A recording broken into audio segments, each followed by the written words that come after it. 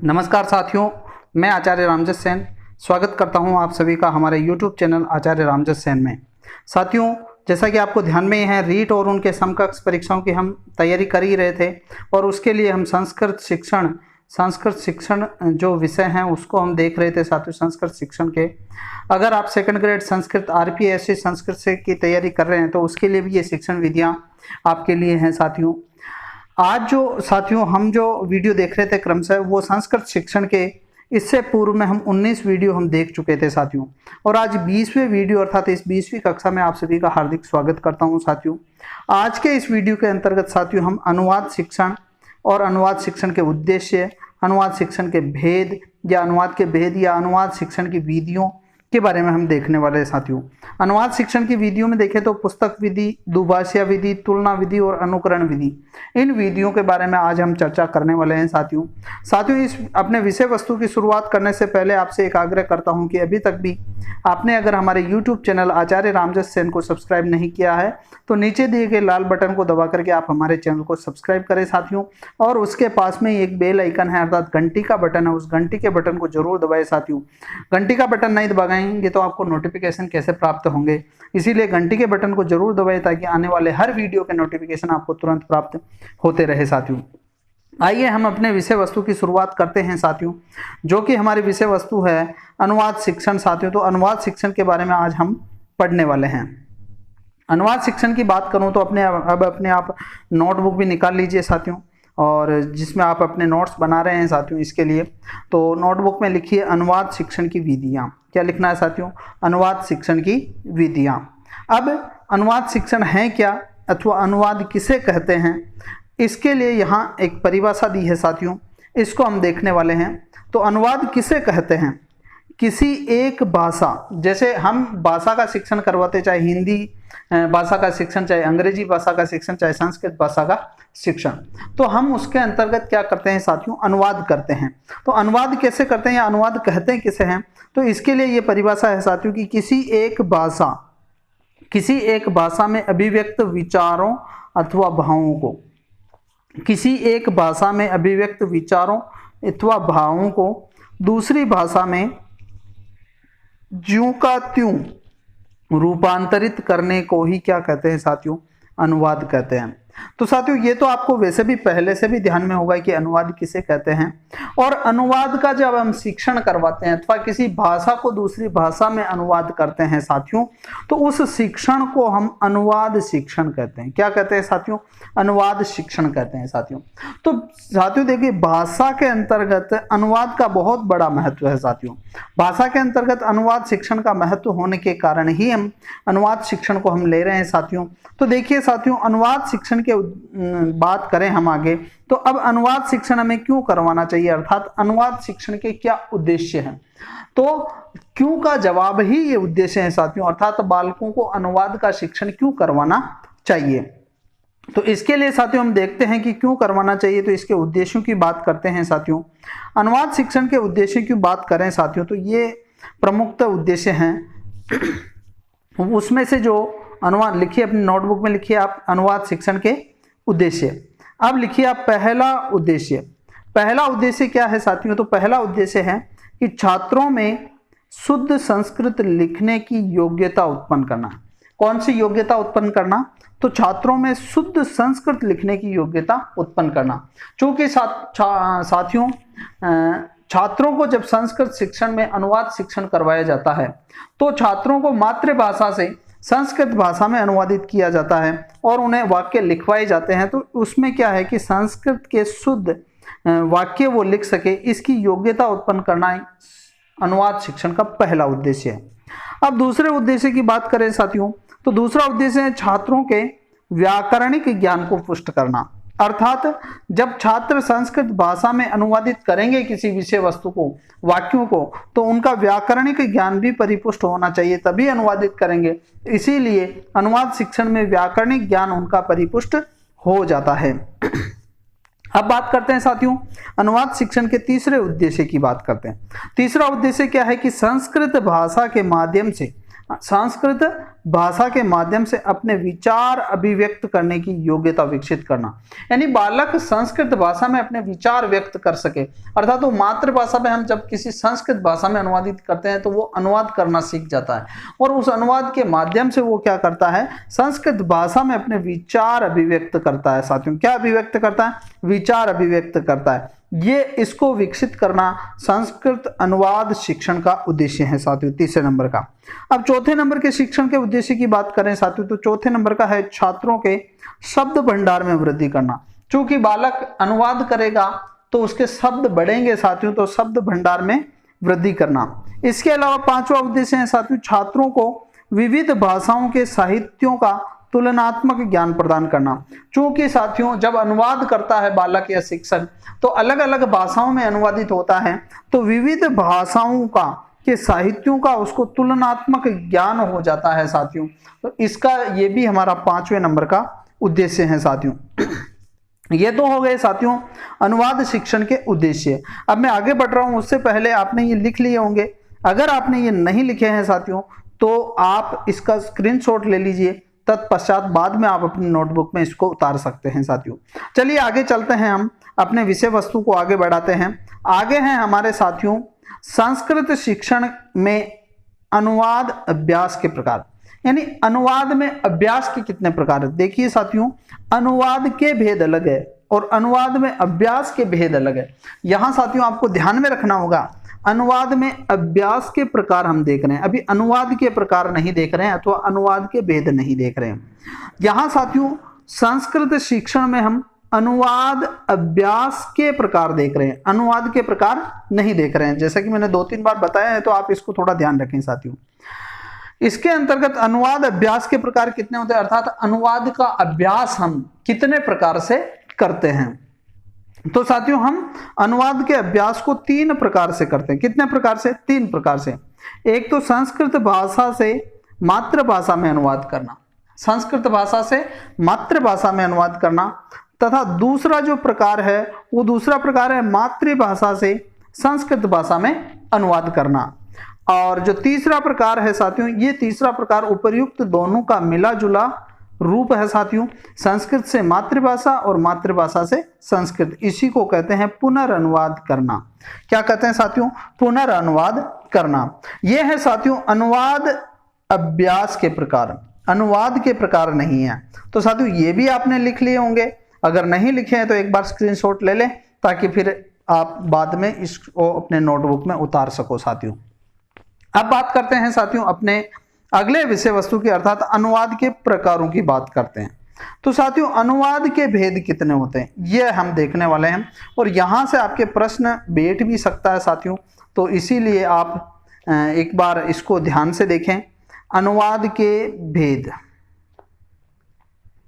अब अनुवाद के भेद की बात करें साथियों तो देखिए अनुवाद के भेद,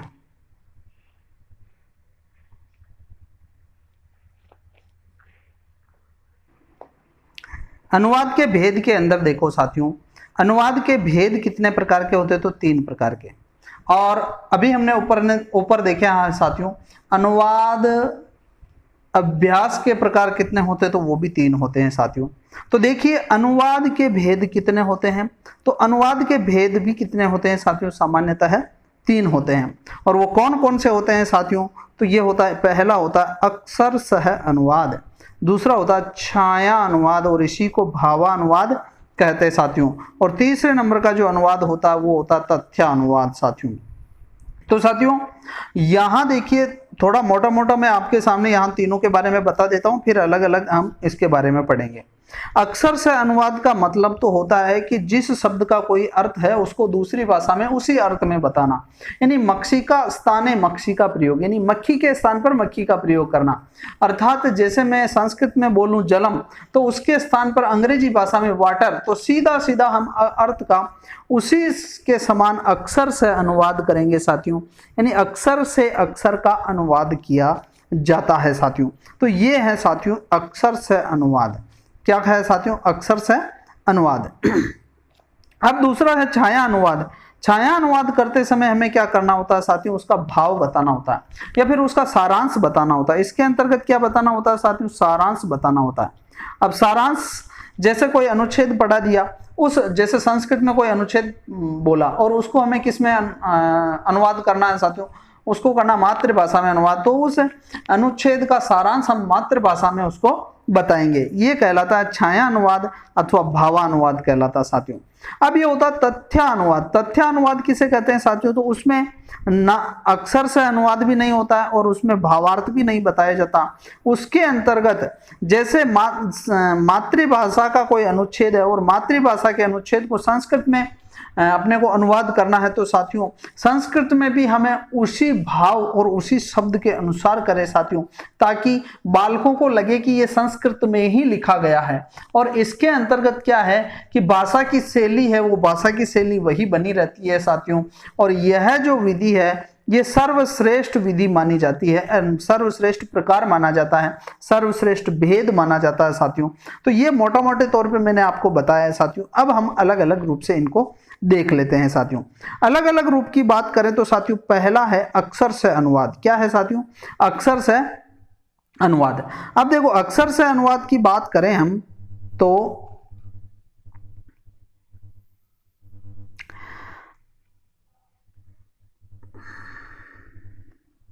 ये है अक्षर से अनुवाद। अक्षर से पहला अनुवाद है साथियों अक्षर से अनुवाद, जैसा कि मैंने सामान्य तौर पे मैंने आपको बताया है। इस अनुवाद में एक भाषा के, लिख तो रही होंगे आप, अगर आपको लगता है कि मैं थोड़ा फास्ट बोल रहा हूं तो इस वीडियो को आप पुश कर करके, रोक करके आप अपने विषय वस्तु को लिख सकते हैं। इस अनुवाद के अंतर्गत क्या है कि एक भाषा के शब्दों के स्थान पर समान अर्थक दूसरी भाषा के शब्दों का प्रयोग किया जाता है साथियों, जैसा कि मैंने ऊपर बता दिया। इस अनुवाद में मक्षिका स्थाने मक्षिका इस प्रक्रिया को अपनाया जाता है। यह जो विधि है साथियों, अर्थात यह जो प्रकार है, यह प्राथमिक स्तर के लिए उपयोगी प्रकार है साथियों अनुवाद शिक्षण का, लेकिन यह एक परिपूर्ण अनुवाद नहीं है साथियों। इसके अंतर्गत क्या होता है कि प्रत्येक भाषा का लहजा एक अलग होता है साथियों, और उसके शब्दों का भिन्न भिन्न प्रकार से प्रयोग होता है, अतः यह विधि एक तरह से सही नहीं मानी जाती है साथियों। फिर दूसरे प्रकार का अनुवाद की बात करें साथियों, तो दूसरे प्रकार का जो अनुवाद है वो है साथियों छाया अनुवाद। तो लिखिए अपनी नोटबुक में साथियों छाया अनुवाद। छाया अनुवाद है ये दूसरे नंबर का अनुवाद साथियों। इस छाया अनुवाद का उपनाम 2 है साथियों, क्योंकि छाया अनुवाद में भावों को अथवा मर्म को बताया जाता है, इसीलिए इसको भावानुवाद भी कहते हैं और इसी को मर्मानुवाद भी कहते हैं, अर्थात मर्म अनुवाद, अर्थात इसका मर्म बताना, इसका सारांश बताना। तो इस अनुवाद के अंतर्गत क्या किया जाता है कि इस अनुवाद में एक भाषा के अनुच्छेद के सारांश को, इस अनुवाद में किसी एक भाषा के अनुच्छेद के सारांश को समझा करके दूसरी भाषा में अनुदित किया जाता है, यानी दूसरी भाषा में उसको सारांश बताया जाता है। उसके बाद अगर हम बात करें तो इसके द्वारा छात्रों की भावाभिव्यक्ति क्या हो जाती है, सशक्त हो जाती है। भावाभिव्यक्ति सशक्त तो हो जाती है, लेकिन किंतु इसमें एक एक शब्द का अनुवाद नहीं किया जाता, जैसा कि हम ऊपर वाले उस अनुवाद में, पहले नंबर के अनुवाद में कर रहे होते हैं साथियों। अतः यहाँ इस अनुवाद में क्या होता है, भाषा और भाषा शैली क्या हो जाती है साथियों, उपेक्षित हो जाती है। अतः यह भी जो अनुवाद है ये पूरे रूप से परिपूर्ण नहीं है साथियों। अब बात करते हैं साथियों हम आगे के विषय वस्तु की। तो ये साथियों आपने लिख लिया होगा, नहीं लिखा तो इसका तुरंत स्क्रीनशॉट ले लीजिए। अब हम बात करते हैं साथियों तथ्यानुवाद की। कौन से अनुवाद की बात कर रहे हैं साथियों, तथ्यानुवाद। 3 प्रकार के अनुवाद होते हैं साथियों। तो अक्षर से अनुवाद पहला, दूसरा भावानुवाद अथवा मर्मानुवाद भी उसको कहते हैं, छायानुवाद भी उसको कहते हैं, और जो तीसरे प्रकार का वो है साथियों तथ्यानुवाद। अब इस अनुवाद की बात करें साथियों तो लिखने लग जाइए अभी अपने नोटबुक में और लिखिए साथियों तथ्यानुवाद किसे कहते हैं। मोटे तौर पर तो मैंने आगे बता ही दिया, अब लिखिए आप, अनुवाद की इस शैली में केवल शब्दों के स्थान पर शब्द ही नहीं, वो कहाँ किया जाता, अक्षर से, और न ही सारांश बताया जाता है, वो कहाँ किया जाता, छाया अनुवाद में। अपितु इस अनुवाद में क्या किया जाता है, बात हो रही है मातृभाषा में व्यक्त भाव और आत्मा को यहां अब समझना साथियों, मातृभाषा में व्यक्त भाव और आत्मा को संस्कृत में प्रकट करने का प्रयास किया जाता है। इस अनुवाद में क्या होता है कि इसमें जो मूल भाषा है, मूल भाषा के भाव और मूल भाषा की जो शैली है, दोनों का निर्वाह किया जाता है। और इसमें अनुवाद इस तरीके से किया जाता है, इस तरह से किया गया अनुवाद ऐसा प्रतीत होता है कि यह कोई मूल लेखक द्वारा ही लिखा गया है। तो साथियों इसे कहते हैं साथियों तथ्य अनुवाद। अब तथ्य अनुवाद के अंतर्गत जो अंतिम यह है, अनुवाद की जो यह शैली है साथियों, यह शैली अथवा यह भेद सर्वोत्तम शैली मानी जाती है, सर्वोत्तम भेद माना जाता है साथियों। यहीं से एक प्रश्न बनता है साथियों कि अनुवाद के कितने प्रकार है? तो अनुवाद के प्रकार है साथियों 3 प्रकार। अनुवाद के प्रकारों में सर्वोत्तम प्रकार कौन सा है? तो अनुवाद के प्रकारों में सर्वोत्तम प्रकार है साथियों तथ्य अनुवाद। ये साथियों दोनों प्रश्न बनते हैं, इन दोनों प्रश्नों को बहुत अच्छे तरीके से आपको ध्यान में रखना है साथियों। अब बात करते हैं हम अनुवाद शिक्षण की विधियों के बारे में। तुरंत इसका स्क्रीनशॉट ले लीजिए, आपने अभी तक नहीं लिखा हो तो।